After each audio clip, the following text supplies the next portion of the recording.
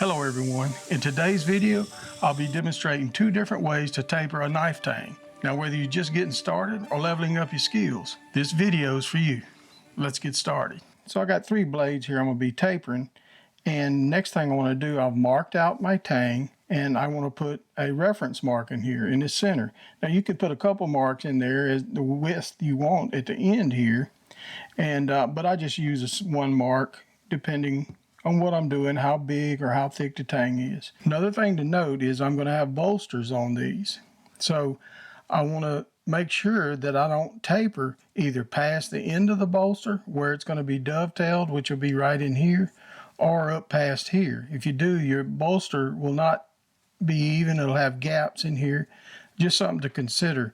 And there's no flexing in a steel bolster. So you can't just clamp it down and bend it to the shape. So tapering it up to one of these points is critical, and then I will feather it in, blend it in to make it match the front of the blade. Trying to get it out here. We'll cover that as we go. So now I just want to get a center mark in here, and I'm just using a scribe that I made. You can do this however you want to. And just to note, there's several ways to taper a tang. You can do it on a surface grinder or a surface grinder attachment, and just several ways. And the way that I'm about to show you are the 2 ways, which is a little more simpler. I find that by the time I set this up on my surface grinder, I've already got these done, because you got to do a little work to prepare that surface grinder, whatever you're using, an attachment or a standalone, to get it. So I've got my center mark there, and we're going to head out to the shop to the grinder. So the first thing I'm going to do is hog off a bunch of material out of the center of the tang here, and this will make it much faster and easier when I go to actually start tapering the tang. And you just don't want to get too far up toward the ricasso. Also stay off of the spine and the bottom side of the tang, because I don't want to cut into that and give me problems when I start actually tapering. It'll mess up my reference lines. So I want to try to maintain that and not cut into it. And I kind of let the belt hang over and feather that in. And I'm using a 6-inch wheel here.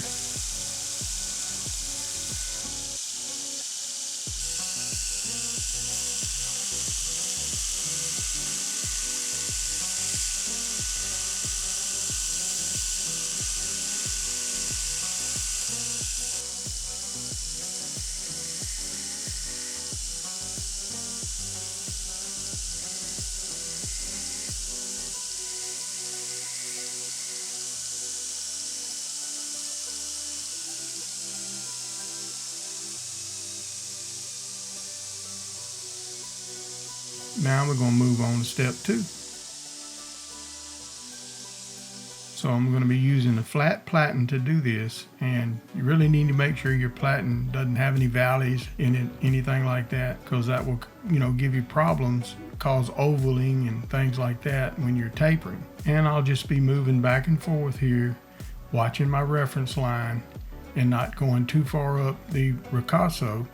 I don't want to go past where the end of my bolsters are going to be, so that from my bolster fronts all the way back it'll be a gentle taper. Also let the belt hang over a little bit so I can feather that front side in toward the blade.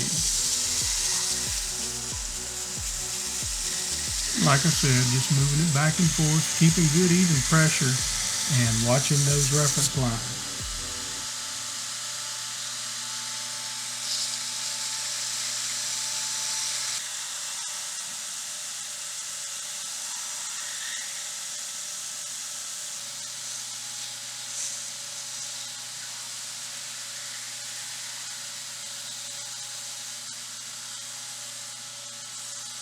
Every now and then I just take a look, make sure that my reference line is even on both sides. In other words, same thickness on both sides. And look at the end of the tang, make sure everything is nice and even.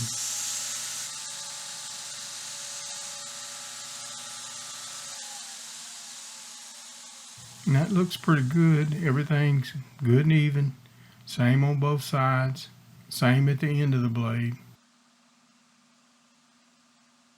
Now I'm going to go up to a 120 grit belt and fine tune the flatness of the tang, because as you're pushing on it, you know, you're going to get that roll. And with a thinner belt, light pressure, I can square it up a little better.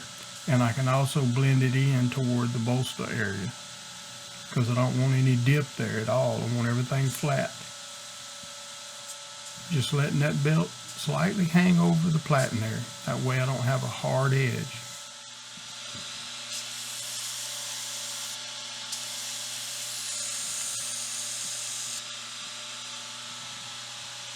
And we'll get both sides done. And now I'm going to use the wheel, the small wheel here, which is hard, to do a little final flattening here, because I'm still going to get a little roll on that platen, even with a thin belt. So I'm just going to move it back and forth, stay off of the end of the tang so I don't roll it, and clean it up, blend it in.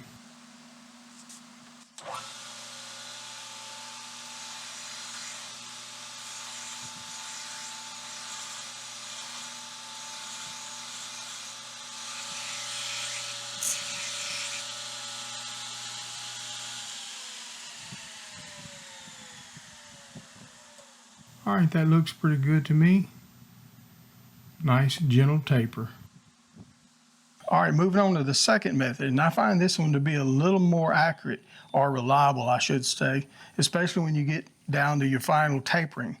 And that's because I won't be risking rolling these edges. When you're doing the tapering on the platen, you have the risk of rolling edges, because as you push, the belt will do this. I know I'm exaggerating, but you'll roll those edges and then you'll have gaps there when you go do your fit up. We don't want that. But if you go with light pressure with a 120 grit there at the final tapering process, you can keep that from happening.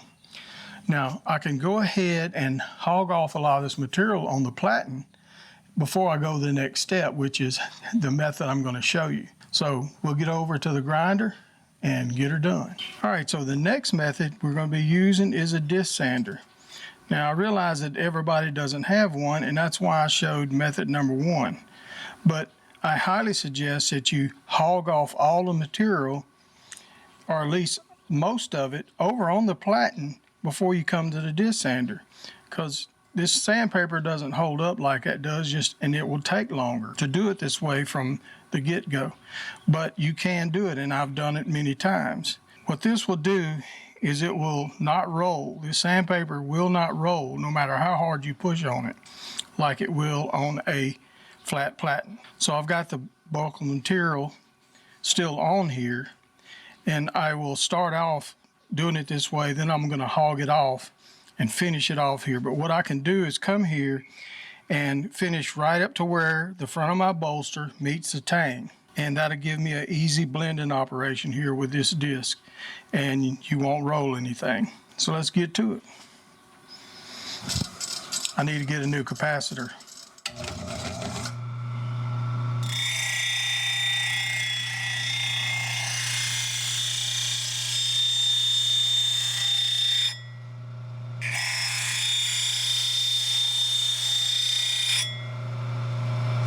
So you can see how flat it is, and there's no rolling going to happen there.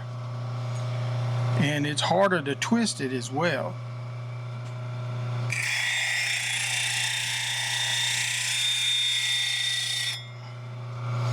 You can also see how I'm working up to where the front of that bolster meets the tang. All right, so I'm going to hog all this off on the platen and finish it off here. Anytime you're using disc sander, you just have to be careful not to press too hard, get in the center there of that wheel, or to throw it out of your hands and you could hurt yourself. Just be careful using a wheel like this. But I'm moving it back and forth, just blending up there towards that bolster end. Like I said, it takes a little longer using the disc sander, but you get a good flat finish when you're done. You don't have to make any adjustments like I did over there on the 2x72.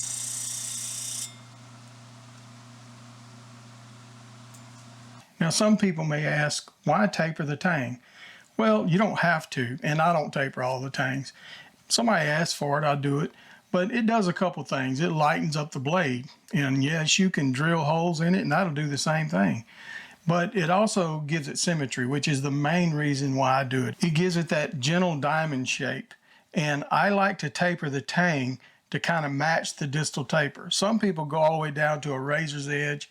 I don't like to do that. I like to kind of match my distal taper. It's just personal preference. Nothing wrong with either way. Now there's another tip I want to mention. When you're grinding the blade on the platen, let your belt hang off on the blade side. That way it will feather into here. You don't want to get up in here, gouge a line in here or something.